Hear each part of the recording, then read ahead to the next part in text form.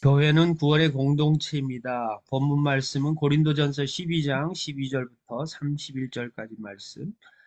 병행 본문은 느헤미야 8장, 누가복음 4장 14절부터 21절까지 말씀입니다. 고린도전서 12장 12절부터 읽겠습니다. 몸은 하나인데 많은 지체가 있고 몸에 지체가 많으나 한 몸임과 같이 그리스도도 그러하니라. 우리가 유대인이나 헬라인이나 동이나 자유인이나 다 한 성령으로 세례를 받아 한 몸이 되었고 또 다 한 성령을 마시게 하셨느니라.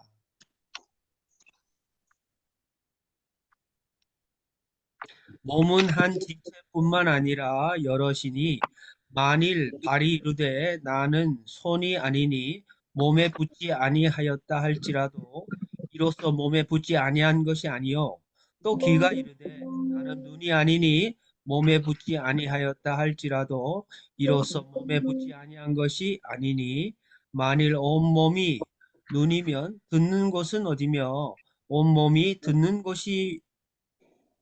곳이면 냄새 맡는 곳은 어디냐. 그러나 이제 하나님이 그 원하시는 대로 지체를 각각 몸에 두셨으니 만일 다 한 지체뿐이면 몸은 어디냐. 이제 지체는 많으나 몸은 하나라. 눈이 손더러 내가 너를 쓸 데가 없다 하거나 또한 머리가 발더러 내가 너를 쓸 데가 없다 하지 못하리라. 그뿐 아니라 더 약하게 보이는 몸의 지체가 도리어 요긴하고 우리가 몸에 덜 귀히 여기는 그것들을 더 귀한 것들로 입혀주며 우리의 아름답지 못한 지체는 더욱 아름다운 것을 얻느니라. 그런즉 우리의 아름다운 지체는 그럴 필요가 없느니라. 오직 하나님이 몸을 고르게 하여 부족한 지체에게 귀중함을 더하사 몸 가운데서 분쟁이 없고 오직 여러 지체가 서로 같이 돌보게 하셨느니라. 만일 한 지체가 고통을 받으면 모든 지체가 함께 고통을 받고 한 지체가 영광을 얻으면 모든 지체가 함께 즐거워하느니라. 너희는 그리스도의 몸이요 지체의 각 부분이라. 하나님이 교회 중에 몇을 세우셨으니 첫째는 사도요, 둘째는 선지자요, 셋째는 교사요, 그 다음은 능력을 행하는 자요, 그 다음은 병 고치는 은사와 서로 돕는 것과 다스리는 것과 각종 방언을 말하는 것이라. 다 사도이겠느냐? 다 선지자이겠느냐? 다 교사이겠느냐? 다 능력을 행하는 자이겠느냐? 다 병 고치는 은사를 가진 자이겠느냐? 다 방언을 말하는 자이겠느냐? 다 통역하는 자이겠느냐? 너희는 더욱 큰 은사를 사모하라. 아멘. 아멘. 수고하셨습니다. 예, 오늘 발제는 또 제가 합니다. 예, 예배 강단으로 발제하겠습니다.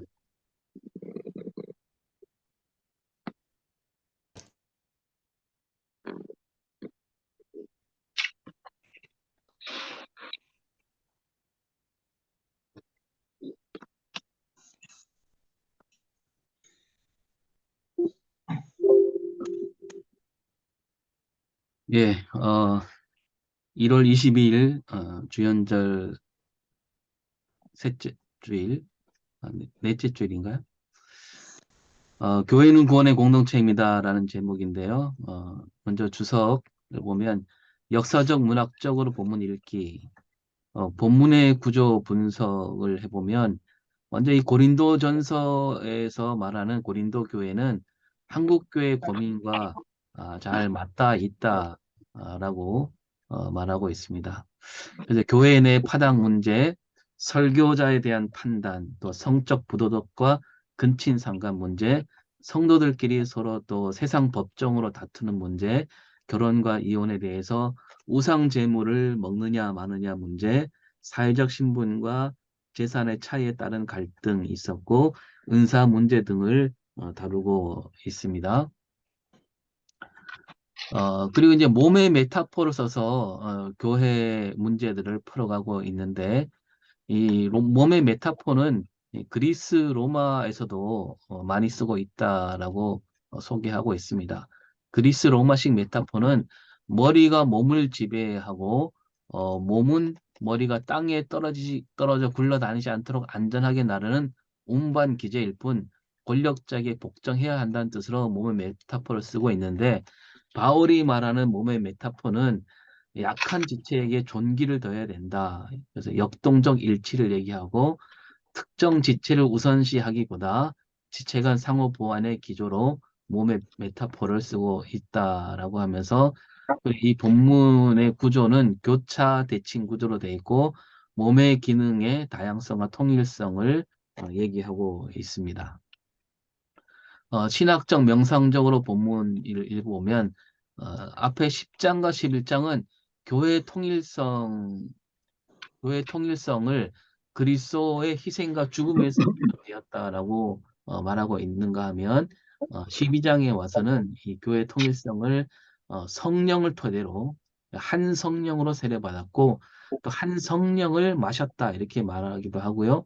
성령에 대한 공통된 경험, 그러니까 성령으로 우리는 한 몸이 되었다라는 주제가 12장에 담겨 있다라고 하면서 주 안에서 하나됨은 획일성이 아니라 서로 같이 세워주고 돌봄으로 이뤄간다라는 뜻이 바로 주 안에서 하나 된다는 뜻이고 기독교 공동체 안에 다양한 은사, 섬김, 직분이 있지만 이 기능들을 원하신 대로 나눠주시는 분은 성령이다라고 하면서 그리고 직책에는 서열이 없다. 약간 어, 오늘 본 말씀에 뭐 사도부터 시작해서 이렇게 서열이 있는 것처럼 보이는데 그 서열을 뜻하는 것은 아니다라고 말하고 있습니다. 위기 심판적 회계적으로 본문 읽기, 이제 설교 구성을 이렇게 하면 좋겠다라고 제안하고 있는데요. 크게 두 개로 나눠서 성령은 차별을 철폐하시고 주 예수 그리스도 안에서 하나가 되게 하시는 분이고 사람을 기능과 역할로 차별해서는 안 된다. 서로 보완적 보존적 기능으로서 교회를 이루어야 된다. 요 한 부분과 두 번째 다양한 직능을 인정해야 된다.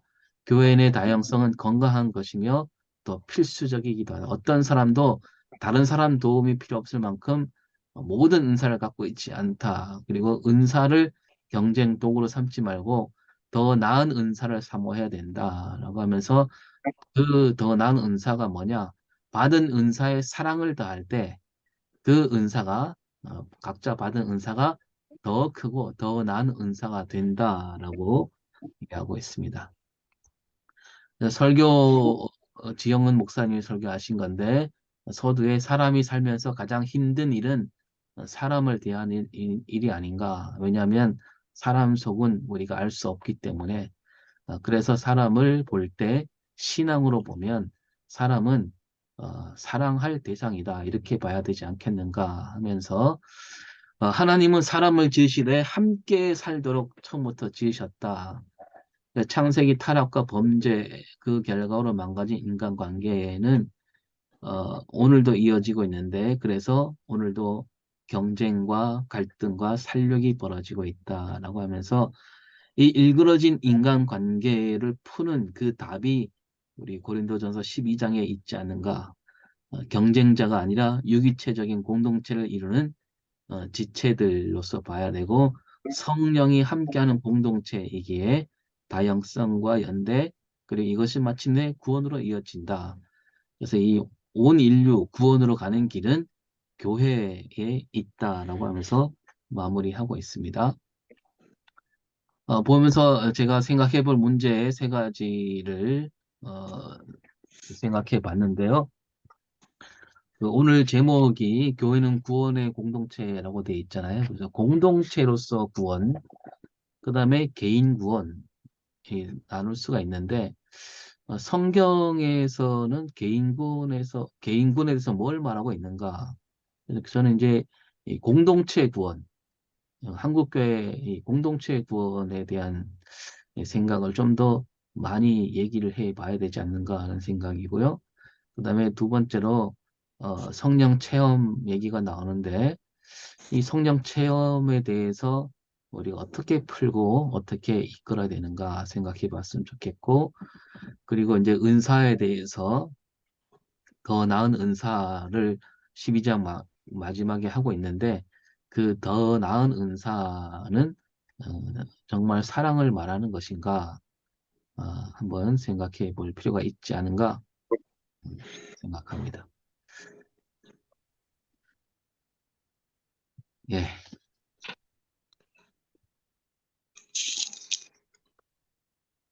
어, 아까 제가 생각해 볼 문제 얘기한 것처럼, 오늘 제목을 교회는 구원의 공동체라고 했는데, 저는, 우리 본문을 통해서, 이 문제에 대해서 좀 더 많이 얘기를 했으면 좋겠다는 생각이 듭니다. 왜냐하면, 우리 한국 교회가 공동체 구원에 대해서 너무 약하잖아요.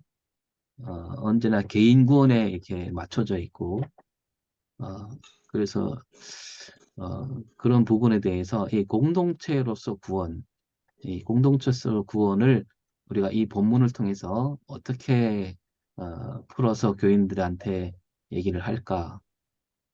요 얘기를 좀 먼저 나눴으면 좋겠습니다. 목사님들 생각을 거기에 맞춰서 좀 많이 얘기해 줬으면 어, 합니다.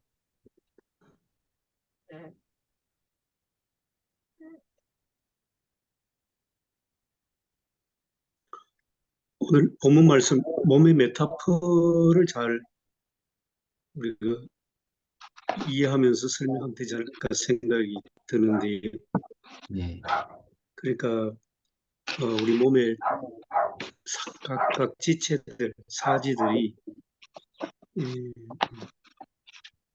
따로따로 분리돼서 존재하는 것이 아니고 이 각각의 기능은 분명히 있는데 그것이 전체로서 하나의 몸을 이룰까, 뭐 예, 흔히 하는 말로 다양성과 통일성, 그런 맥락에서 개인이 존재한다. 음, 교회도 그렇고 사회도 그렇고. 예, 그렇죠.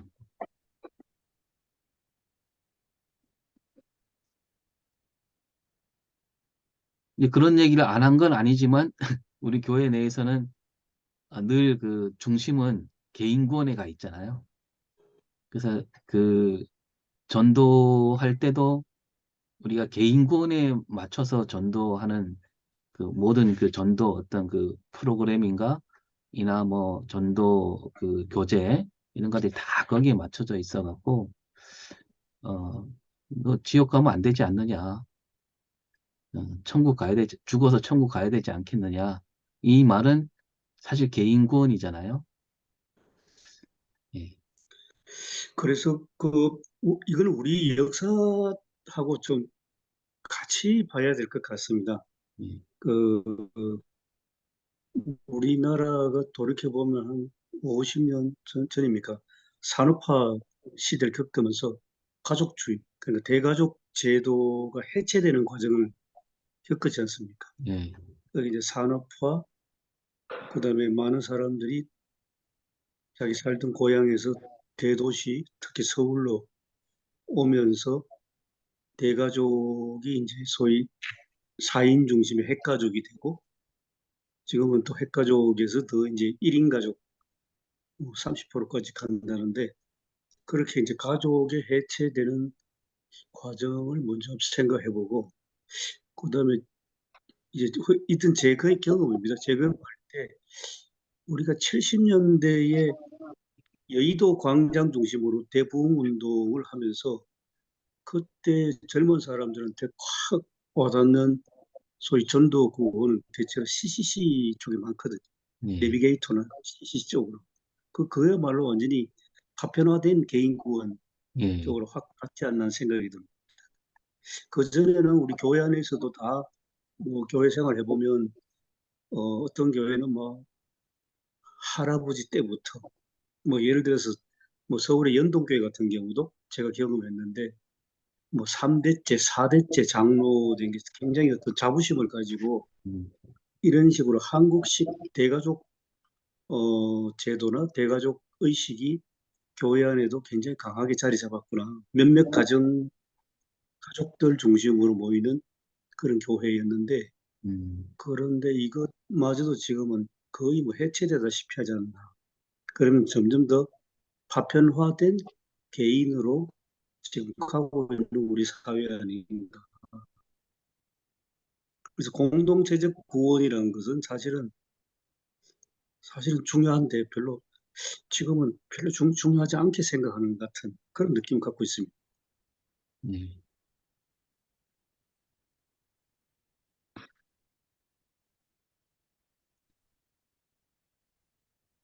교수님 말씀에 전적으로 동의를 하면서 가족 구조의 변화가 교회 공동체성을 어, 개인 구원으로 음, 축소시키고 또 파편화된 개인 구원의 양상으로 보여주고 있다는데 동의를 하면서 어, 이게 굉장히 빨리 진행된 우리 역사적인 이제 과정에서 그 토인비가 우리나라 가족 체계, 가족 제도에 대해서 엄청나게 부러워했고 칭찬을 많이 했음에도 우리는 또 빠른 음, 시간 내에 그것들이 붕괴되고 또 그것을 대안을 삼기가 어려운 상황인데 또 다른 면에서 보면 공동체의 필요성을 더 느끼지 않을까라는 생각도 해봅니다. 1인 가족이 이제 30% 넘어가는데 앞으로 더 많아지겠죠.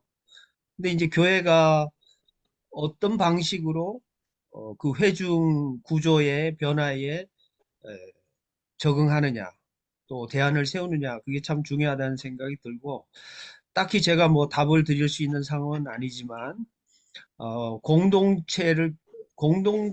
그러니까 가족 공동체라는 의식을 더 강화시키는 것이 대안이 되지 않을까, 거꾸로 생각해 보면.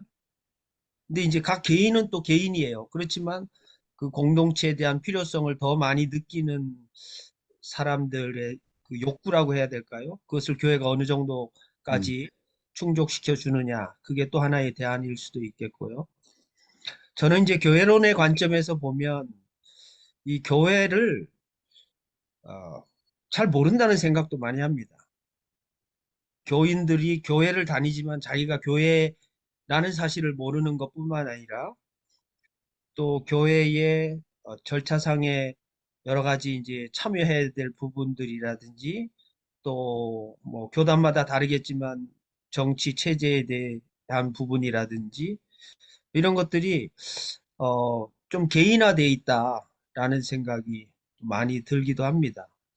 그래서 목회자가 목회할 때 그런 점에서는 목회자가 지니는 리더십이 강하면 각 개인이니까 뭐 어, 응집력이 강한 하나의 동기가 될 수도 있고 강하게 만들 수 있는 동기가 될 수도 있고 또 다른 면에서는 각 개인이 연결되지 않기 때문에 좀 표현이 그렇습니다만 교인 중에 한 사람이라도 튀는 사람 또는 뭐 전체 구조에 좀 어긋나거나 뭐 세상 말로 또라이 같은 사람이 등장을 하면 교회 자체가 붕괴되는 그런 어려움을 겪기도 하는 이 양면성이 있는 것 같아요.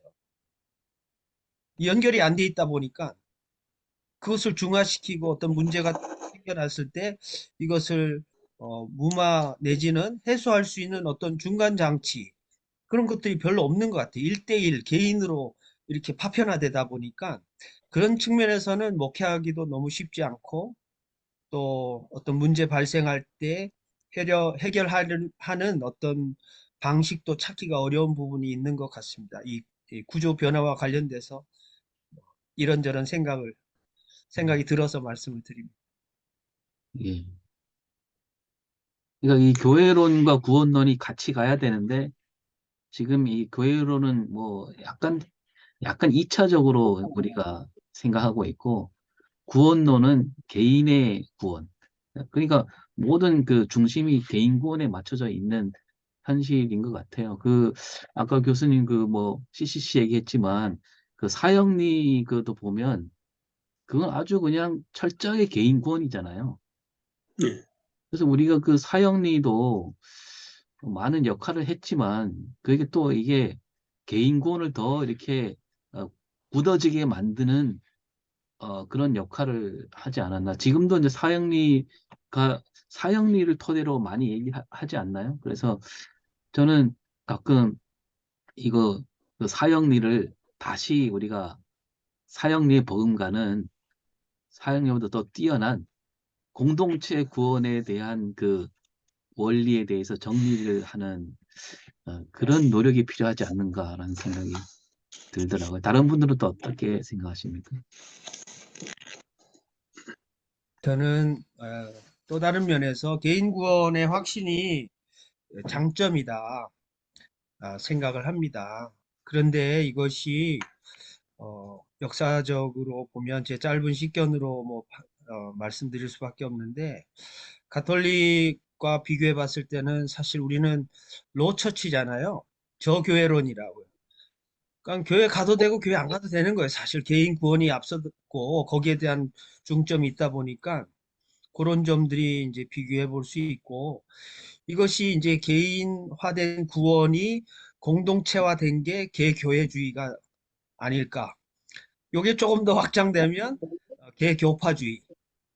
그러니까 사실 연합정신으로부터 시작된 한국교회가 지역 분할도 했고 또 각 선교 지부에 대해서도 역시 균형 잡힌 선교를 했잖아요. 교회 개척, 교회만 치중한 게 아니라 학교도 지어서 인재를 양성했고 또 병원을 지어서 또 없는 사람들 또 도와주고 병 고치는 그런 어, 일들을 많이 했는데 지금 현재 100년 지나고 나서 보니까 이게 이제 반성해야 될 게 너무 많은 거죠.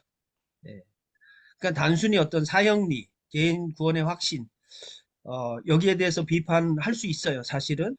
그렇지만 그 문제만 있는 건 아니라는 말씀을 드리는 거죠. 그것은 1960년대, 70년대 막 교회가 부흥하고 산업화 과정에서 한 개인의 그 존중감이 떨어지는 상황이잖아요. 노동학대가 있었고 노동 강도가 너무 심하다 보니까 기계처럼 일하고 거기에 교회가 또 하나의 구원의 선물로 어, 확신을 주고 개인 삶에 대해서 존중감을 극대화시킬 수 있는 하나의 계기로 줬다는 긍정성도 저는 보거든요.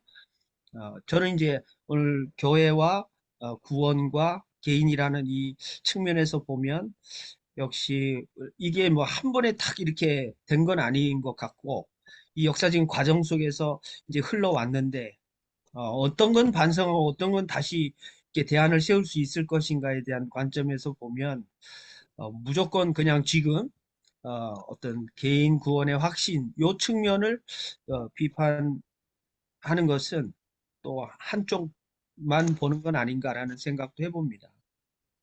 음, 김성곤 목사님 말씀 들으니까 저도 좀 약간 좀 보충, 보완해야 될 것 같습니다. 그 무슨 말이냐면 개인의 자의식이 CCC 같은 그런 식으로 어떤 탈세계화된 소위 뭐 영혼 구원 중심으로 기독론 예, 이제 그런 어떤 기반으로 한 파편화된 개인으로도 가지만은 또 하나 보면 그 노동운동 우리 교단 같으면 산업 전도로 시작된 것이 50년대 58년인데 정확하게 딱 10년 후에 WCC 웁살라 대회 때 그때 미쇼데이가 강하게 우리나라에 전파되면서 그 이후로 산업 전도가 산업들의 인권운동, 노동자가 어떤 기계가 아니고 기계 앞에 서 있는 기계가 아니고 노동자도 사람이고 또 뭐 존귀한 존재고 그렇게 그 어떤 인간에 대한 자의식이 들면서 그게 굉장히 어떤 연대 운동으로 확 퍼진 것이 이 노동운동 아니겠습니까? 기독교 노동운동으로.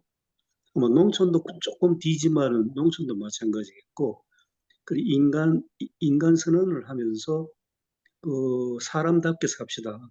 어떻게 사냐? 연대, 솔리다리티 이런 것들도 동시에 산업화 시대에 많이 나왔지 않습니까? 그거 생각하면 이게 개인의 자의식이라는 게 한쪽으로만 치우치는 CCC라든지 내비게이션 이쪽 방향도 있지만은 오히려 연대, 참여 그쪽으로 가는 개인의 자의식, 개인주의도 있었다 하는 것, 둘 다 있었다는 음, 것을 이야기해야 될 것 같습니다. 예. 그래서 제가 말을 많이 하면 안 되는데, 이런 생각을 돕기 위해서 한마디 더 하면, 이를테면 지금 우리 구원론에 대해서, 예수 믿으면 천국 간다라는 거 했을 때, 개인 구원에 대해서 뭐 내가 예수 믿고 천국 간다, 그 교리를 받아들이고, 나는 예수 믿는다. 그 말하자면 개인 구원은 이루어졌다라고 생각했을 때, 그 사람이 교회 공동체를 부인하고 혼자만 예수 믿는다라고 하면 그 사람은 정말 구원받았을까요?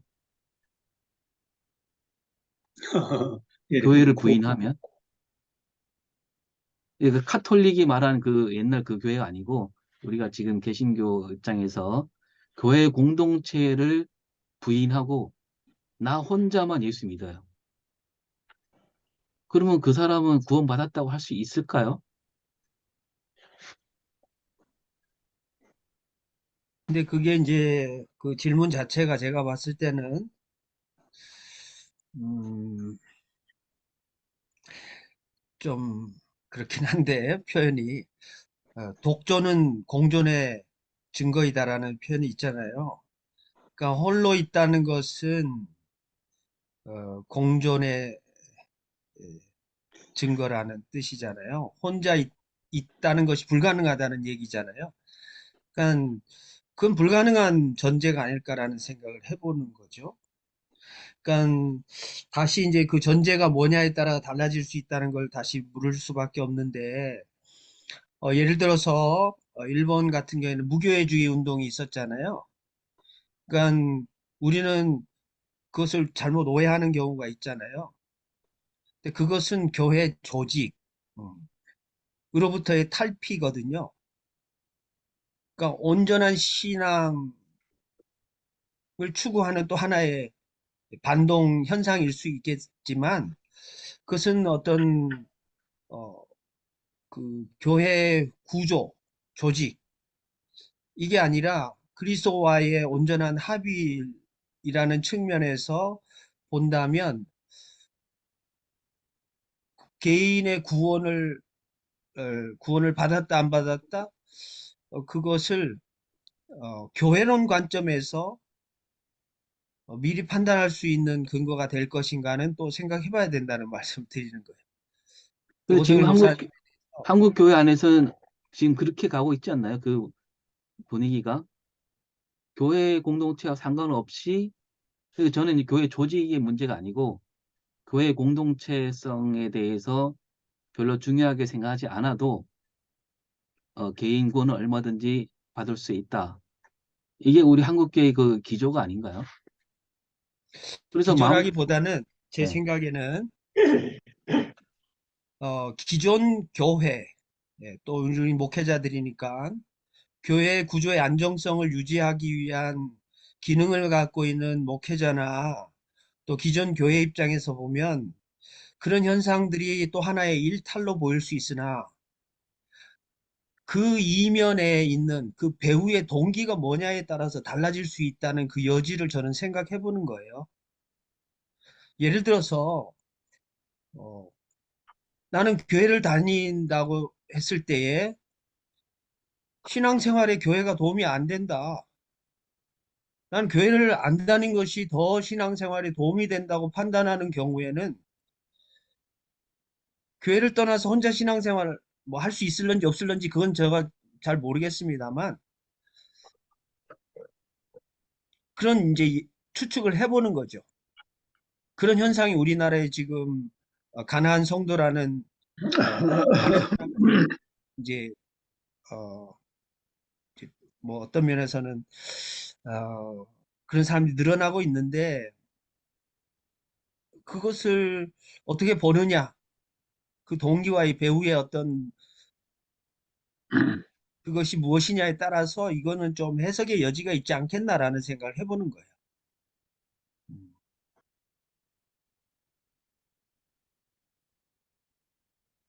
구원에 관한 문제는 이제 하나님께 이제 어떤 쪽으로 맡겨야 될 문제이기도 하지만 저희 교회 예를 한번 들어드릴게요. 이게 공동체라는 개념. 그러니까 저희 권사님이 한 분 있으신데 너무 믿음이 좋으시고 어렸을 때 모태신앙으로 쭉 자라오셔서 모든 예배를 받지 않으십니다. 정말 잘 다니십니다. 그리고 모든 분이 보기에도 믿음이 좋아 보이십니다.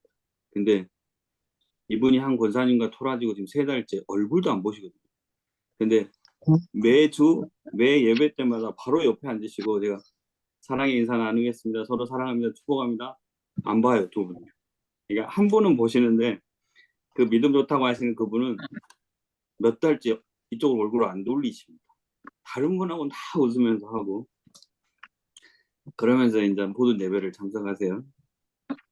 근데 어떤 분은 이야기 나눠보고 하는 거 보면 정말 그 안에 예수님은 계세요. 믿는 사람이. 근데 주일날 교회를 잘 안 옵니다. 그러면 이 두 분 중에 과연 구원은 누가 받았을까? 라는 고민을 하게 되거든요. 한 분은 사랑이 넘치는 것 같지만 그 안에 있는 그 악함이 너무 커요, 정말.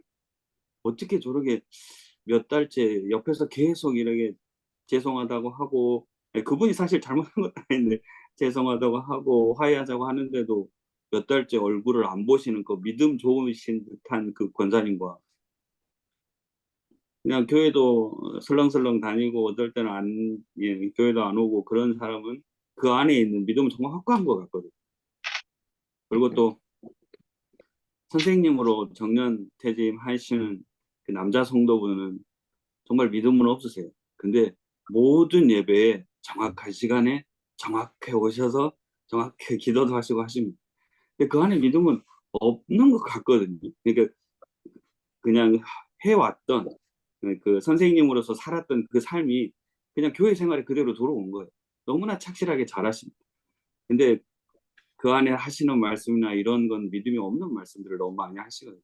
그래서 이거 개인의 구원의 문제를 그분들은 분명히 공동체 안에 있어요. 공동체 안에 있는데 그래서 이거는 정말 어려운 것 같습니다.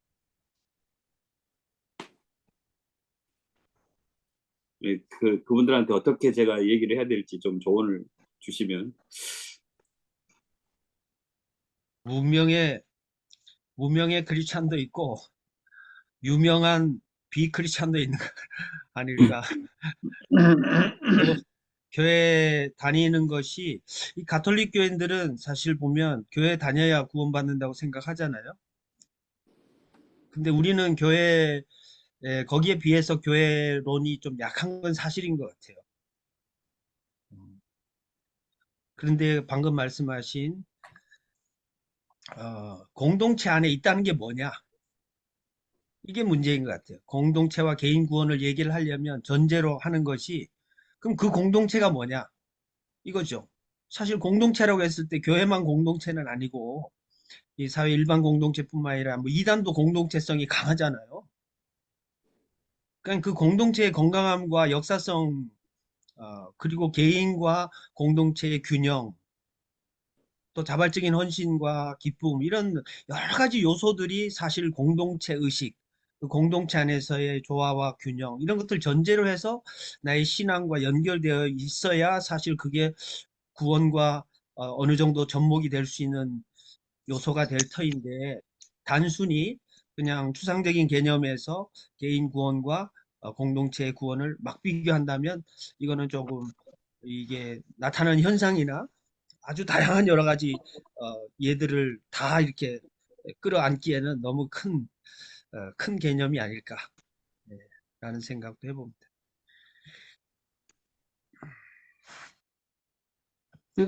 저는 전에도 비슷한 얘기했지만 성경은 다 공동체잖아요. 복음서에서도 예수님의 하나님 나라도 공동체고 또 뭐 각 복음서 읽고 있는 그 사람들도 공동체로서 형성돼서 그 복음서를 읽었고 뒤에 나오는 모든 뭐 서신서도 다 사실 교회에 보내는 편지잖아요. 그러니까 결국 이 모든 그 구원 그렇죠. 공동 우리가 믿는 예. 어떤 신학적인 근거를 들면 삼위일체 하나님이 공동체성 아닙니까?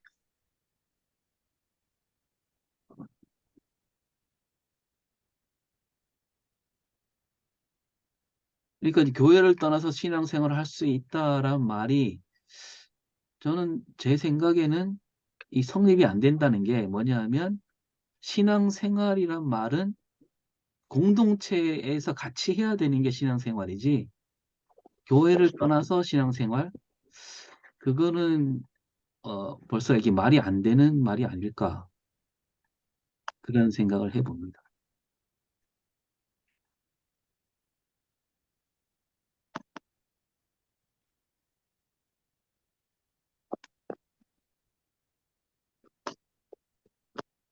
어, 저는 이해를 합니다.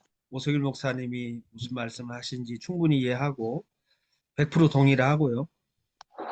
어, 만약에 그게 100% 우리의 현상들을 다 설명하고 섭렵하려면 사실은 방금 말씀하신 근거는 삼일체 하나님의 코이노니아가 되어야 되고 또 교회라고 했을 때는 단순히 개별 교회나 이 다양한 교회보다는 그 교회 안에 있는 하나님 나라 백성 공동체를 전제로 해야 된다고 보는 거죠. 그 개별 교회의 구성원과 하나님 나라 백성 공동체가 똑같다고 한다면 그 말이 100% 맞습니다만 그건 이제 아무도 모르는 구원의 영역이라고 한다면 그것은 좀 생각해 볼 여지가 있다는 말씀 드리는 거죠. 음, 성령 체험도 연결해서 이렇게 생각해 보면 이게 개인화돼 있잖아요. 성령의 체험이 공동체를 위한 것이어야 되잖아요. 사실은 성령도 삼위일체 하나님의 한 위격으로서 네. 어, 이 더불어서 사역하시는 그런 부분을 생각한다면 어, 근데 이게 개인화돼 있다는 것은 또 우리 역사적인 경험하고 연결이 되어 네. 있는 거예요. 예를 들어서 성령 체험하면 순복음을 떠올릴 수 있잖아요. 근데 그 역사적으로 기하는 부분이 있다고 저는 긍정적으로 생각하는 부분이 있고요. 또 하나의 긍정성은 뭐냐면 뭐 예를 들자면 조영기 목사님이 젊을 때에 그 가만히 깔아놓고 이렇게 개척할 당시에 그 전도하러 갔다고 하잖아요. 전도해서 해서 천국 가자고 그렇게 전도를 했는데 당신이나 가라고 내가 지금 사는 현실이 지옥인데 무슨 천국을 얘기하냐고 이렇게 음, 비아냥됐다는 거잖아요. 그러니까 그 당시 현실은 그랬다는 거죠, 사실은. 그래서 뭐 갈 만한 병원도 없었고 병원 있어도 돈 없으면 못 가는 그런 현실 가운데 음. 병 치유 이게 이제 초점이 될 수 있었고 한 현실을 말씀 중에 죄송한데 천 목사님 곧 나가신다는데 한 말씀 네. 하시고 나가시. 네, 가셔야 음, 돼요. 네, 농민운동했던 김영원 그 장로님이 이제 강의 중에 천국은 개인 입장이 아니고 단체 입장이다. 뭐 그런 말씀을 하셔서 공동체를 강화시키기 위해서 한 말씀인데, 자, 그럼 어디가 우리 공동체 소속됐다고 구원받는 건가? 그리고 그런 어떤 의문들이 항상 있는 것 같아요. 구원에 관한 부분, 구원을 받았다 안 받았다 하는 부분은 우리 영역이 아니잖아요. 그것은 하나님의 영역인데, 제 생각 일단 그 예수 그리스도의 사람이 된다고 하는 것은 결국 예수님께서 하신 말씀이 요한복음 15장에 나온 것처럼 포도나무에 다 속했다 보거든요. 우리가 이제 좁혀서 어느 교회에 속했느냐, 뭐 어느 교회에 속했느냐라고 해서 그 교회 다니면 구원이 있고 그렇지 않으면 구원이 없다 이렇게 생각하는 것보다도 결국은 뭐 개인적으로 신앙을 고백한 사람이든지 어떤 사람 어, 다 예수 그리스도 아래 나무에 다 속해 있는 거라는 거죠. 근데 15장처럼 떨어져 나가 있는 사람인가, 아니면 그분 안에 있는 사람인가라고 하는 그런 것은 논란의 여지가 있는데, 그, 이 교회에 속했다고 하는 것은 개인의 구원을 완성시켜 준다고 볼 수 있다고 저 개인 생각합니다. 그래서 구원이라고 하는 뭔가, 구원받는 사람이 어떤 사람인가, 구원받는 사람은 어떻게, 뭐 구원받았다 안 받았다 말할 수 없지만 어떤 사람인가라고 해서 교회를 통해서 오히려 구원이 오히려 완성되어 간다. 를 볼 수가 있고, 개인적으로 이렇게 교회를 떠나 있는 사람들, 어느 속하지 않은 사람들라고 하는 그것도 좀 개별적으로 좀 다시 이제 좀, 좀 자세하게 또 얘기해야 될 것 같고, 그래서 이제 집단 개종을 했다고 해서 과연 구원받은 건가? 뭐 이런 문제가 있잖아요. 그렇지 않은 사람도 있기도 하고, 하여간 공동체성이 중요하다. 공동체가 개인을 더욱더 풍성하게 할 뿐 아니라 개인을 온전하게 그리스도 앞에 세워준다라고 하는 틀림없는 사실 같습니다.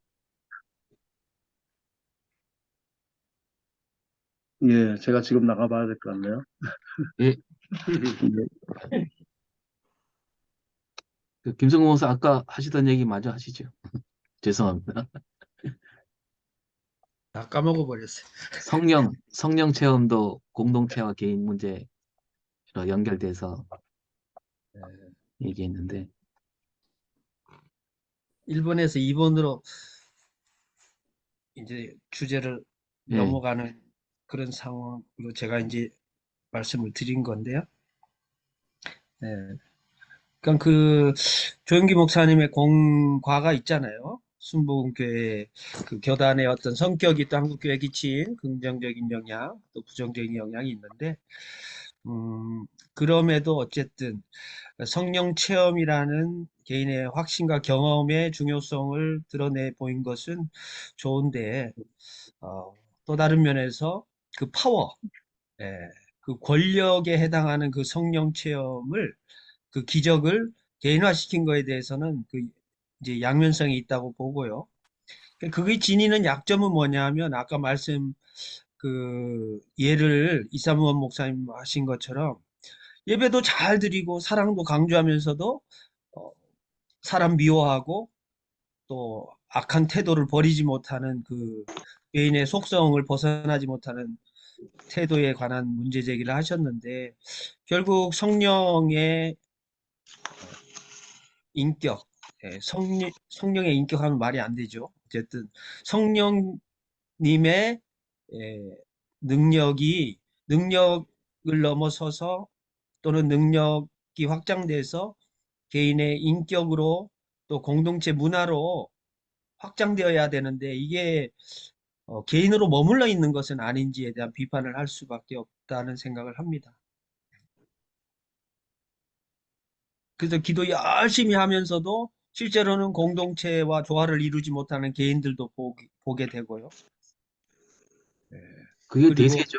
우리 한국 교회는. 성령 받았고 능력 네, 받았고 막 열심으로 많은 시간을 또 주님과 직접적인 시간들을 많이 가진다고 하지만 실제로 공동체에 기여하는 부분이 적을 수도 있고요.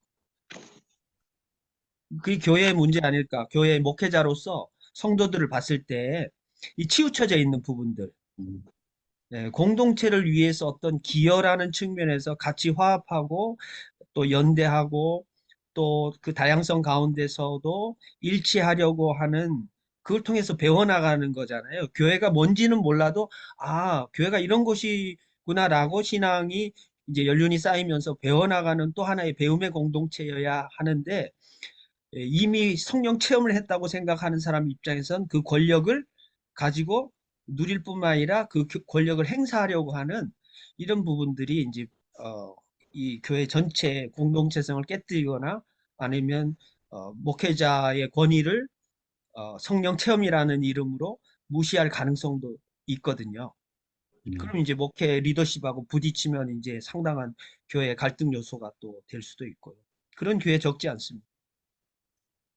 기도 많이 한다고 하는 분들이 예언을 받아가지고 목사님한테 와가지고 음, 이게 실제 있었던 일인데 목사님 주님이 목사님 에게 등을 돌리신 것 같습니다. 이런 표현을 한 거예요. 그래서 결국은 그 기도 많이 하는 그룹을 치리하게 되는 그런 과정도 제가 옆에서 봤는데 이런 부분들이 어, 우리의 현실 가운데 하나죠. 어떻게 하면 개인과 어, 교회라는 공동체성 가운데 이 조화와 균형을 잘 잡아 나갈 것인가. 이 목회자도 그걸 볼 수 있다는 건 목회자가 치우치지 않다는 걸 전제로 해야 되는 거잖아요. 예. 목회자 자신이 이쪽으로 저쪽으로 치우쳐져 있으면 사실 목회자 자신이 당파성의 중심이 되어버리기 때문에 이건 또 다른 그 갈등의 그 빌미를 목회자 스스로가 만드는 경우도 있을 수 있겠죠. 그러니까 저희 교인들의 하는 얘기를 빗대어 보면 그런 말을 해요.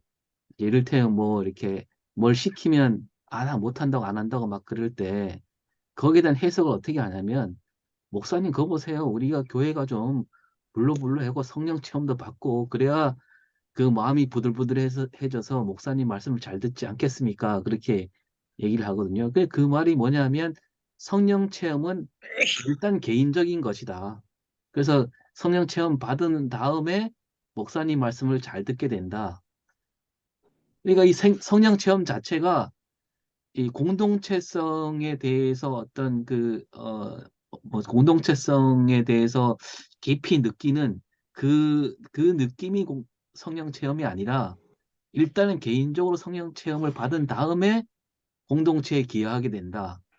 요렇게 뭐 이렇게까지 가도 사실 뭐 그나마 좋은 거죠. 그러나 그 생각 기본 자체가 김승호 목사님 말씀대로 성령 체험은 다 개인적으로만 여기는 그 경향이 너무 강한 것 같은데 우리 강성현 목사님 생각은 좀 어떠십니까?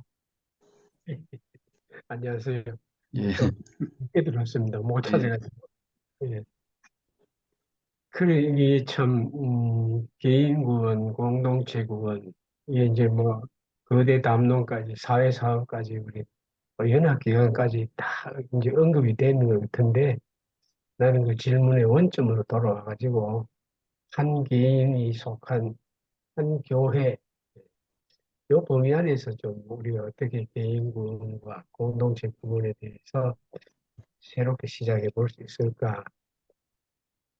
하나님의 사랑이 두 방향이잖아요. 하나님께서 수직적으로 우리하고 사랑의 관계를 맺으시고, 그 다음에 우리한테 말씀하시기를 너희가 내 사랑을 받았으면 이웃도 사랑해라. 이게 결국은 공동체잖아요. 이웃 사랑. 성경적으로 보면 교회가 혼자 모여가지고 모임도 아니죠. 그거는. 혼자 해가지고 교회가 안 되죠. 두 사람 이상 모여야 그리고 거기 삼위일체가 계셔야 교회인데 근데 제가 생각할 때 교회 공동체가 원천적으로 있어야 돼요. 개인은 거기 속해야 돼요. 속해야 되고, 그래야 신앙도 유지될 수 있고, 또 바른 길로 갈 수도 있고, 개인이 떨어져서 아무리 신앙생활 잘해도 교회에서 말씀을 들으면서 정상적으로 성경을 공부하면서 또 같은 이 교우들의 도움을 받으면서 신앙생활 하는 사람하고 혼자 사는 사람하고는 달라지거든요, 결과가. 그런 면에서 개인 구원을 정말 예수님 잘 믿어서 받았다는 확신이 있으면 그 주님이 말씀하시는 그 교회 공동체 안에서도 옆에 사람을 사랑할 수 있어야 된다. 이거죠. 그러면 뭐 회복이 되겠죠. 우리가 뭐 무교회주의나 이런 것도 사실은 교회 자체가 필요 없다는 게 아니고 교인들이 많이 모여보니까 문제가 많다는 거죠. 그래서 무교회 주의 운동도 나왔지만은 결국은 그 사람들도 나중에 수정했습니다. 왜 그러냐? 그 무교회주의 하는 사람들이 많이 모여보니까 자기들도, 아이고, 건물 필요하잖아요, 당장에. 건물 필요하고, 그 건물 관리하려면 이렇게 헌금해야 되고, 너무 많은 건물 관리하는데 일해야 되고, 결국은 교회가 돼본 거예요. 그래서 개인 구원과 이 공동체 구원은 떨어질 수가 없다. 하나다. 예, 개인 구원은 한 사람 한 사람이 주님에게 얼마나 참 말씀대로 바르게 잘 붙어 있나. 이거고 두 번째는 주님이 원하시는 게 네 혼자만 구원받아라가 아니고 이웃도 구원시켜라 하는 게 공동체잖아요. 그래서 우리 한국 사람들이 그 예수님하고의 관계하고 이웃 사람하고의 관계를 이중적으로 나누어 보는 것 같아요. 그래서 나는 그게 아니라 하나다, 하나. 예.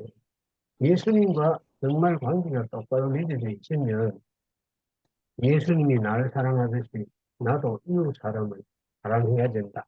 만약에 그러면 우리 한국 교회가요, 대단히 달라질 겁니다. 누구든지 교회에 올라가게 될 겁니다. 그리고 이제 대교회로서 사회 구원을 어떻게 할까, 공동체 구원을 어떻게 할까. 옛날에는 그 교수님 말씀하셨지만 막 3대, 4대 장로하고 한 교회에서 이랬는데 이 시대는 산업화 시대가 아니잖아요. 그리고 아들, 딸 많이 낳았잖아요. 지금은 뭐 하나이면 둘이 낳는데 앞으로 한 30년 지나면요. 사촌도 없어집니다, 우리나라. 그런 경우에 가족 공동체가 가면 안 돼요. 가족 공동체가 안 되고, 그래서 독거 노인이 많아지고, 이민 가정이 많아진 거죠. 그래서 그것을 회복할 수 있는 대안이 뭐냐. 각 지역에 있는 개인교회가 그 마을을 자기 가족 삼아가지고, 정말 그 윤리적인 삶을 바르게 살면 그 사람들이, 야, 저 교회는 그 사람들만 교회 아니고, 우리 동네 교회다. 교회가. 우리 동네 교회다. 그러한 윤리적인 면에서 우리가 이웃 사랑을 실천하는 것이 사실은 공동체 구원을 회복하는 것이 아니냐. 그래서 그두 방향을 그 하나로 봐야지 따로따로 봐서는 안 되지 않느냐. 그렇게 생각합니다.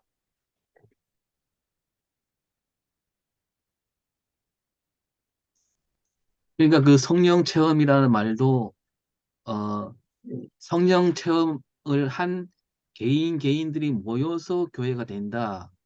이렇게 보면 안 되지 않을까라는 그런 생각이 들거든요. 성령 체험이라는 거 자체가 어떤 그 모임 안에서만 이루어진다라고 해야 되지 않을까. 근데 지금 우리는 사도행전 2장이 그랬었죠. 예, 목사님이. 그렇잖아요. 예. 근데 지금 우리는 성령 체험을 받은 개인이 모인 공동체를 교회라고 생각하는 그 경향이 너무 강하게 깔려 있잖아요. 예.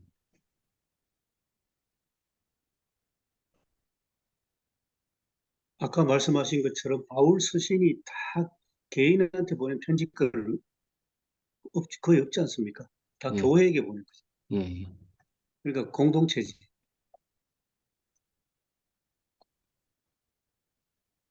그게 참 중요한 것 같아요. 요즘 강성현 목사님 말씀, 우리 사회의 커다란 변화 속에서 본질, 신앙 공동체, 이제 앞으로 또 변해갈 우리 한국 사회, 가족부터 사회 구성까지 어떻게 신앙 공동체로서의 교회로 계속 나아갈 것인가. 그게 오늘 말씀의 우리 과제 아닌가 그런 생각 들었습니다. 저희 교회가 지금 40년 됐거든요. 제가 온 지 한 이제 만 3년 돼 가는데, 그러니까 와서 보니까 이 40년 동안 거의 저희 교회 처음 오셔서 기존에 그대로, 그리고 외부에서 오시는 분들이 거의 많지 않습니다. 그리고 외부 강사도 거의 안 오셨었거든요. 원로 목사님 있고 돌아가신 목사님 두 분이 계셨는데 거의 이분들밖에 몰라요. 다른 교회도 모르고. 그러니까 거의 우리는 일명 말 그대로 공동체성을 띠고 있거든요. 근데 이게 이웃과 함께 하지 못하는 공동체. 그러니까 우리만. 그러니까 그 제일 처음에 왔을 때 주민들한테 욕을 엄청 많이 얻어 먹었거든요. 지금은 좀 많이 좋아지긴 했지만 저희 교회 성도가 옆에 차대면 예배를 못 드릴 정도로 난리가 나버렸어요. 근데 지금은 많이 좋아지긴 했지만 이게 저희 교회 걸 이웃과 나누는 걸 아직도 좀 꺼려 하시는 분들이 있어요. 그러니까 이걸 좀 저는 한 2, 3년 지나면 이게 좀 깨지지 않을까. 자, 이게 정말 쉽지 않더라고요. 그러니까 이번에도 설이어서 떡을 이렇게 주위에 딱 돌렸거든요. 돌리긴 했는데 그 우리끼리라는 이 공동체가 우리만이라는 이게 너무 강하셔가지고 이걸 깨는 게 정말 쉽지 않더라고요. 우리는 나누는 존재입니다. 사랑을 나누고 이웃과 함께하는 존재입니다. 이걸 설교를 하기는 하지만 이걸 이 40년의 전통을 깨는 게 쉽지 않는 모습이었어요. 근데 저는 오늘 공동체 얘기하면서 이게 옳은 생각인지 모르지만 소돔과 고모라가 자꾸 생각나거든요. 의인 10명이 있었으면 과연 하나님이 소돔과 고모라를 정말 멸하지 않으셨을 것 같거든요. 그러면 우리는 그 10명이 돼야 하잖아요. 음, 그러면 지금 우리가 있는 그곳에서 우리는 의인 10명처럼 살아가고 있는가? 그래서 공동체를 살리기 위해서는 우리가 그 사람이 돼야 하는데 그 공동체를 우리끼리만이 아닌 아직 믿지 않는 그들까지도 하면 그래서 저는 계속 소돔과 고모라 의인 10명을 계속 지금 생각하는데 그래서 이걸 좀 어떻게 마지막에 목사님 사랑 더 나은 원자는 사랑인가? 라고 물어보셨잖아요. 그래서 이걸 어떻게 좀 또 풀어나가야 할까 고민도 하고 그래서 공동체라는 개념이 우리끼리인가 아니면 온 인류까지를 품어야 하나를 생각을 하면 그러니까 우리가 생각하는 공동체가 있고 더 큰 공동체가 또 있겠죠. 그래서 저는 공동체의 개념을 어떻게 정리를 할까를 계속 고민하거든요. 그러니까 분명히 예수 그리스도를 구주로 모이는 그 모임의 공동체가 있을 거고 또 넓은 공동체가 있을 텐데 그러니까 설교를 할 때 이 공동체의 포커스를 어디에 맞춰야 할지를 좀 고민합니다. 그래야 이제 교회에 구하는 공동체라는 그 공동체의 의미를 부여할 수 있을 것 같아서 그러니까 목사님들은 그 공동체의 개념을 어디까지로 우리가 이번 주에는 어디까지로 설교를 해야 될까라고 생각하시는지 좀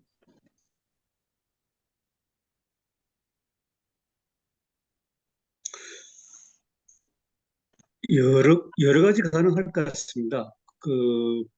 우선에 뭐 종교개혁자 루터 이야기를 따오면 그 말씀 선포, 하나님 말씀이 선포되는 그 현장의 예배 공동체, 그 다음에 칼빈으로 들어와서 이래 하면 그 그러니까 어쨌든 신앙 고백, 사도신경 신앙 고백을 중심으로 해서 신앙 고백을 하는데 그렇지만은 아주 다양성 가운데서 통일성을 이루는 신앙 고백. 모든 사람들이 다 좀 고린도전서 12장 똑같은 것 같습니다. 그래 나가면서도 동시에 우주적인 그러니까 전 세계 글로벌한 차원이라는 게 이 장로교회는 개교회도 있지만은 시찰회가 모이고 또 시찰회 총회가 있고 한 나라의 총회가 있는가 하면 전 세계적으로 장로교 연합이 되는 그런 그 장로교회 연맹도 있고 이런 식으로 그런 식으로 어떤 공동체를 이루면서 외형적으로는 전 세계적으로 퍼져나가는 뭐 하여튼 어떻게 생각하느냐에 따라서 굉장히 다양해질 것 같습니다. 그 아까 교수님이 그 삼일체도 말씀하셨잖아요. 그 예, 저는 예, 이제 맞습니다. 그거를 이제 주로 가끔 얘기할 때 이 3이라는 숫자가 점 3개로 생각하면 점 2개는 이으면 그냥 선 하나만 되잖아요. 근데 예, 3을 이 3개를 연결하면 안에 공간이 생기거든요. 예, 그런 의미에서 이게 저는 공동체적인 삼일체론으로 얘기를 많이 하는데 이 교회도 마찬가지로 교회 공동체가 어, 아까 그 강성희 목사님 마을 얘기하셨는데 교회 공동체가 교회만의 공동체가 아니라 교회가 공동체가 됐으면 그 안에다가 마을을 집어넣어야 된다는 거죠. 네.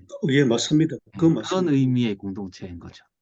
그래서 공동체가 예, 필요하고 그래서 교회 우리 기독교 신앙이라는 게 그 지역하고 때려야 뗄 수 없는 그런 사이가 되지 않는 그런 의미의 공동체로 생각하면 아까 이상훈 목사님 물음에 좀 약간 이게 가까운 대답이 되지 않을까 하는 생각이 듭니다. 좀 더 크게 이야기하면 그 하나님은 세상을 창조하신 우주적 하나님입니다. 우리가 흔히 네, 신앙 고백하면 교회 안에 국가도 교회 안에 들어와 버리는 거죠. 그렇죠. 네, 이거 예, 굉장한 이야기가 되어버립니다. 동방정교회 같은 경우는 그런 신학을 갖고 있는 걸로 알고 있는데 이 교회가 우주적으로 확 확대되어 버려요. 삼일째 하나님 신앙 고백 안에서 그 마을에 속해 있는 교회 이제 우리 한국적 상황에서는 그 오 목사님 말씀하신 그게 참 적합하다는 생각이 드네요. 네, 네. 삼일째 하나님을 곧 믿는 신앙 공동체가 마을 속에 있기도 하고 마을이 또 교회에 포함되기도 하고 네. 그게 우리 현실에서 가장 적합하지 않을까 생각이 듭니다.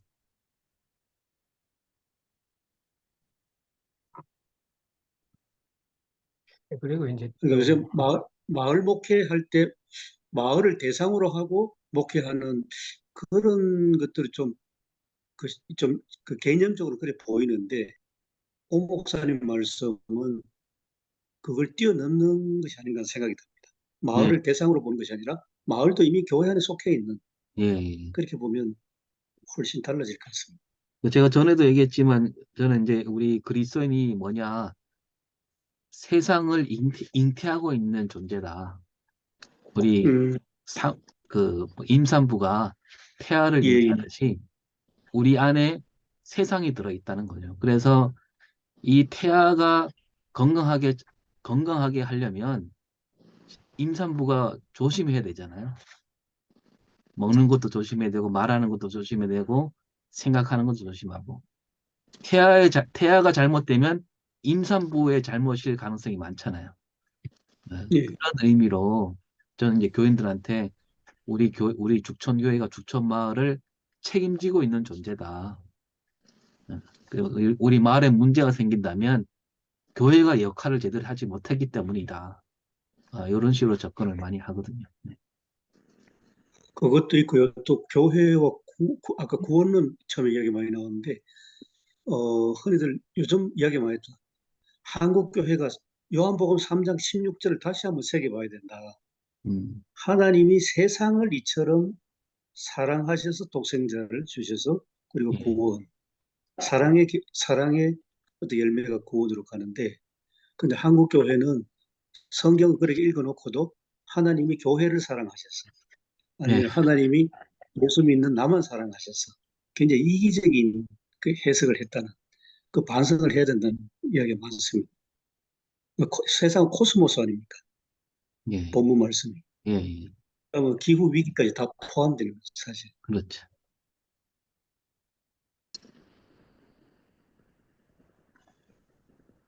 근데 이제 옛날에는 우리 지구가 평평하다고 생각했잖아요. 그래서 예. 하나님께서 하늘에 계신다 그러면 땅과 하늘은 떨어져 있고, 음, 이렇게 생각했는데, 이 맞습니다. 과학의 발전으로 인해서 사실은 하늘이 지구를 감싸고 있잖아요. 그래서 예. 그 하나님이 하늘에 계신다고 했을 때는 세상이 하나님 안에 있는, 과학이 우리 어떤 기독교 신앙을 좀 더 이렇게 폭넓혀주는 그런 음, 역할을 하지 않았나. 네. 음.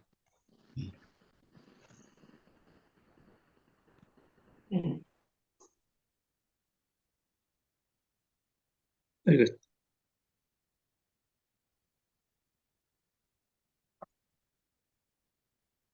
그래서 아까 이상훈 목사님 얘기한 그 사랑과 연결도 그 지점에서 이루어지지 않을까 생각이 듭니다. 교회가 이렇게 뭐 작게는 마을을 품고 온 세상을 품는 그거는 결국 사랑이잖아요.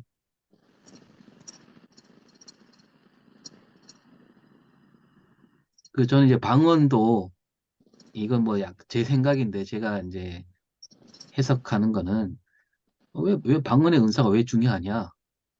그 방언이라는 게 사실 사투리, 지방 말이잖아요. 다른 나라 말을 얘기하는 건데 결국은 소통이 아닌가, 방언도. 예, 예, 예, 맞아요. 소통을 위한, 물론 이제 꼭 소통으로만 볼 수 없는 방언이 나오긴 하는데, 그러나 저는 좀 그거보다는 방언의 은사는 결국 소통이고, 소통은 사랑이고, 예. 그래서 그런 소통과 사랑이 빠진 방언은 무슨 의미가 있겠냐, 이런 생각이 듭니다. 예, 고린도전서 13장 1절 말씀 그대로 같습니다. 예.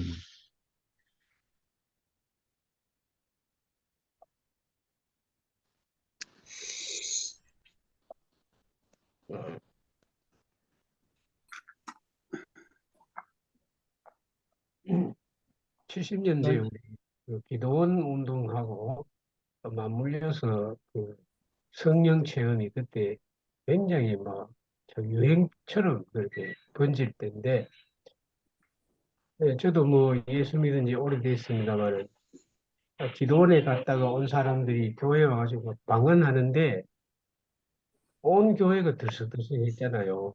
그래서 방언 받은 사람만 구원받았다. 방언 못 받았으면 니는 교인도 아니다. 그렇게까지 말하고 했었는데, 사실상 방언이 그렇게 중요하냐. 하나의 은사인데, 그래서 저도 철 없을 때는 방언 받으려고 뭐 기도원도 가보고 뭐 금식도 해보고 뭐 하나님 방언 주십시오 뭐 며칠 기도해도 안 주더라고요. 나중에 성경에 보니까 방언 받을 사람이 받지 아무나 다 주는 건 아니잖아요. 그래서 신학교 가서도 제가 참 늦게 신학교 갔습니다만, 신학교 가서도 신학생 되는데도 방언 못 받고 이 교회 나가면 웃잖아 싶어가지고, 예, 방언 받으려고 많이 애썼는데 안 되더라고요. 그래서 괜히 제 생각에 하나님 주시는 대로 받아야지 어거지로 받으려고 그래가지고 되는 것도 아니고, 이제 오 목사님 말씀대로 방언이 뭐 별겁니까? 사도행전에 나오는 방언하고 지금 사람들이 방언 받았다고 하는 사람들 방언하고 다릅니다. 사도행전의 방언은 그 사람 말하면 그 구어가 다른 여러 나라 사람들이 다 알아들었다 했잖아요. 내가 한국말을 했는데 미국 사람이 한국말 알아들었다니까 똑같잖아요. 안 배워도. 그런데 요즘 방언하는 사람들은 아무도 못 알아들어요. 자기 혼자만 압니다. 네.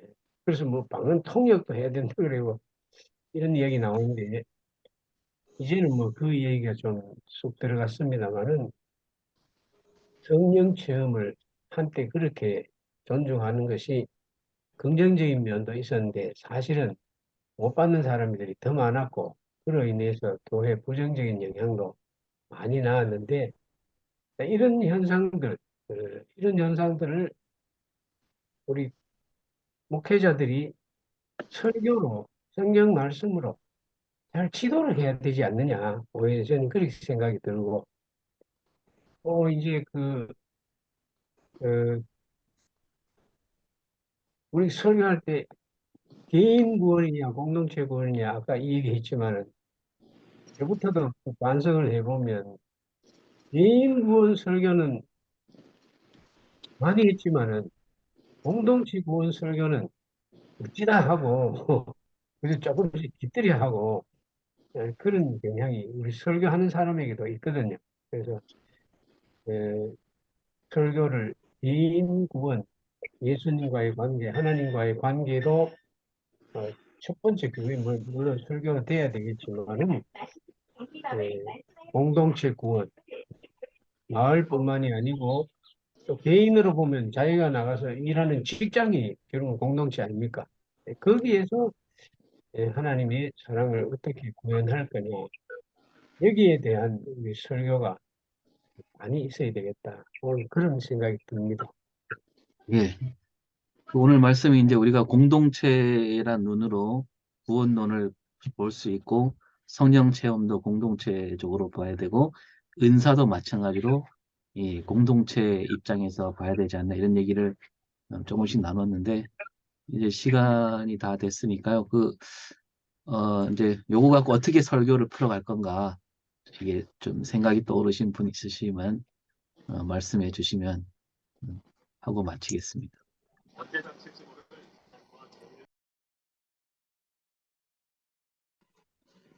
아직 정리가 예, 성령 이야기 나왔으니까 그 교회사 좀 들려드려도 되겠습니까?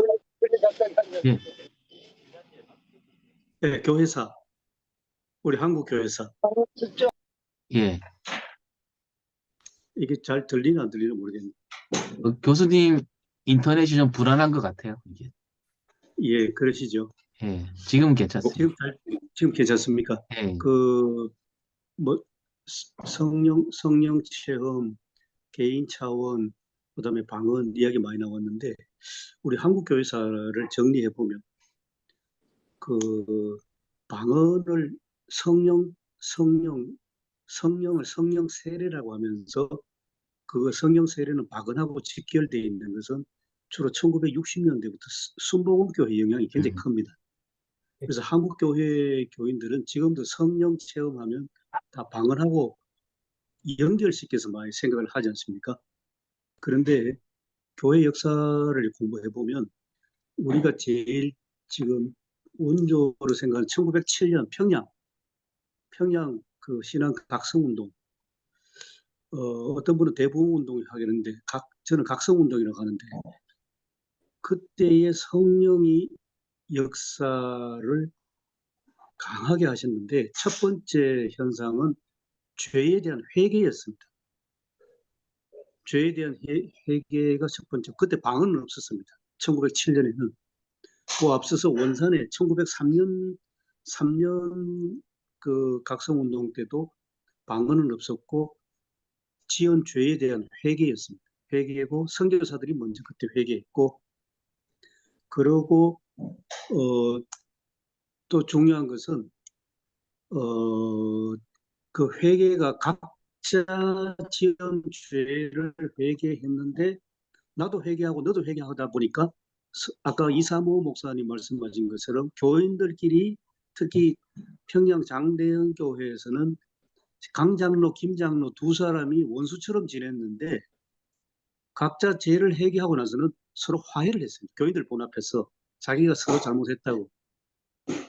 그러니까 이제 각자 회개했는데 그게 두 사람 사이에 화해가 되고 그리고 교인들이 회개하면서 자기 잘못한 걸 회개하는데 훔친 물건 되돌려주고 싸웠던 사람들 서로 화해하고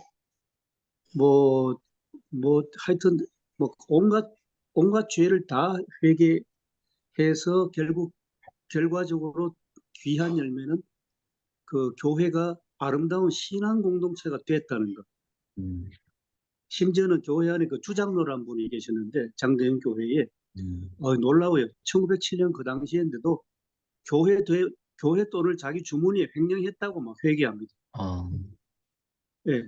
그러니까 1907년은 철저하게 죄에 대한 회개였고 성령이 역사해서 회개하고 그다음에 싸웠던 사람들이 서로 화해하고 그러면서 신앙 공동체가 단단해졌습니다.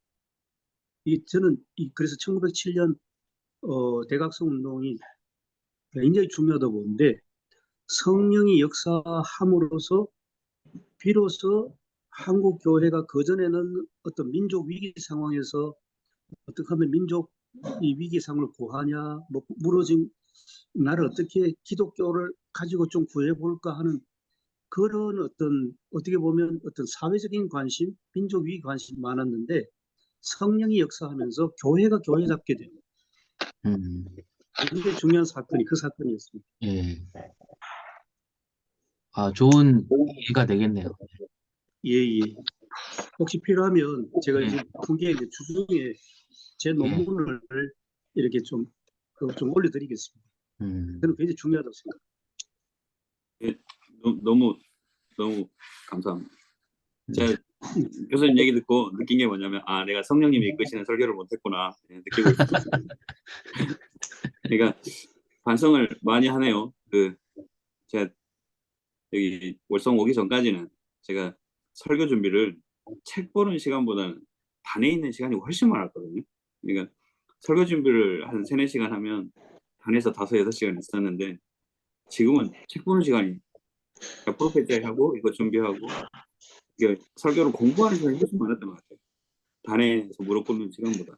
그래서 이번 주부터는 이걸 확 바꿔야 되겠다라는 생각이 듭니다. 네. 그러니까 그게 더 있어야 되지 않을까 생각합니다. 예, 뭐, 또 다른 하실 말씀? 저기 시간이 많이 지났네. 갔다 왔습니다. 예, 왔는데 성령 아까 우리 개인 성령 체험에 관한 것을 이제 제가 계속 이제 듣고 있었는데 성령 체험 받은 분들이 이제 교회에 문제를 일으킨다든지 오히려 더 화합이 안 된다든지 이런 것들이 있는데 성령을 개인화시켜서 착각을 하고 있는 경우가 있어요. 우리가 여기 오늘 그 주석부에 나와 있지만 성령의 영역 속에 우리가 들어가는 것이지 성령이 뭐가 우상처럼 내 속에 들어와 있는 것이 아닌데 네, 맞습니다. 성령을 그냥 소유물처럼 생각하기 때문에 이런 문제가 생기다 보거든요. 성령 체험이라는 것은 우리가 성령의 영역 속에 그리스도 안에 우리가 들어가는 것이고 교회 안에 들어가는 예, 것인데 결국은 우리가 교회 성령을 개인적으로만 생각하기 때문에 그런 어떤 성령론에 관해서 좀 재정립할 필요가 있다. 그렇게 봅니다. 하나님 은혜를 감사드립니다. 오늘 또 저희들이 아침 일찍 모여서 하나님 말씀을 어떻게 나눌지, 전할지 함께 모아봤습니다. 주님께서 우리에게 지혜를 주시고 또 용기를 허락하셔서 깨우친 대로, 들은 대로 하나님 말씀을 잘 전할 수 있는 저희가 되게 하시고 한 주간 삶을 통해서 영광 받아 주시옵시고 다음 주에도 더 좋은 모습으로 만날 수 있게 하여 주시옵소서. 아멘. 감사드리며 예수님 이름으로 기도합니다. 아멘. 아멘.